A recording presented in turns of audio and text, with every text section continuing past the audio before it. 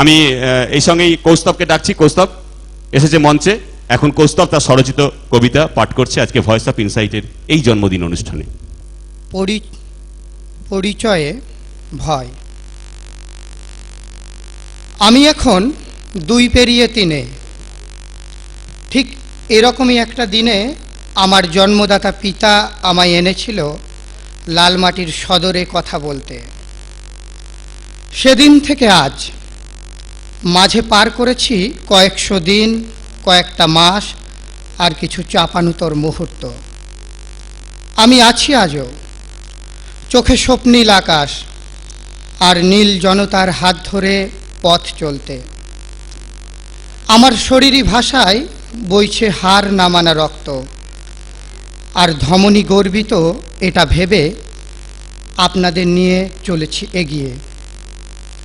আমি রোজ কথা বলি জীবনের, আর কয়েকটা সংবাদ মাধ্যমের মতো পক্ষপাতী হতে নয়, এটা জেনে যে আমার পরিচয় আমি ভয়।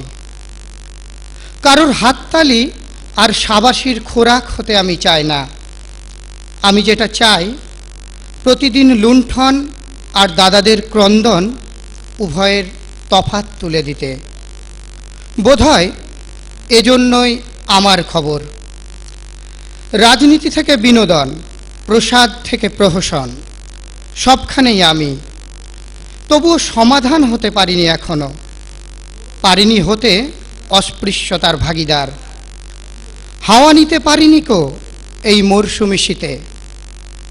এখনো রোজ ফুটপাতের ধারে উলঙ্গ ছেলেটাকে দেখে আসি। এক টুকরো রোদ ওর জন্য খবর।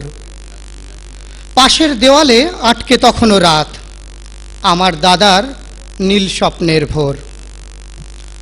দিনের প্রহর এভাবেই কাটে রোজ, প্রতি খবরেই এক্সক্লুসিভের খোঁজ। বলি সব প্রশ্নের সমাধান আমি নই, তবু সব দ্বন্দ্বের প্রশ্ন তুলবই। ইচ্ছে অনেক, পূর্ণতা দিতে বাকি। পুলিশ না হই, কর্মজোরেই খাঁকি। প্রশাসন জানে চেয়ার সুখের ভোগ, প্রতিটা পদেই মানসিকতার রোগ আজও কুরে খায়। গণধর্ষণ বিপ্লব দেবে রুখে একদিন। একদিন প্রাদেশিকতার জোয়ার দেখবে না কেউ। আমার আমিতে সন্দিহান সবে দেখবে মানুষ জাগরণের ঢেউ। ক্যামেরা চলবে পদাধিকারীর পিছে, আমার খাদ্য সঙ্গী ছায়ার মতো।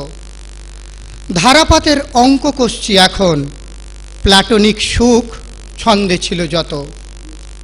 ভয় পেও না আমার কথা শুনে, আমার অতীত বর্তমানে বাঁচে। আমার পথ প্রজাতন্ত্র জানে, ভাইরাস গিলে আজও হৃদয় নাচে। আমি পথ চলি কেন, কার জন্য? না, ওসব প্রশ্ন আর নয়।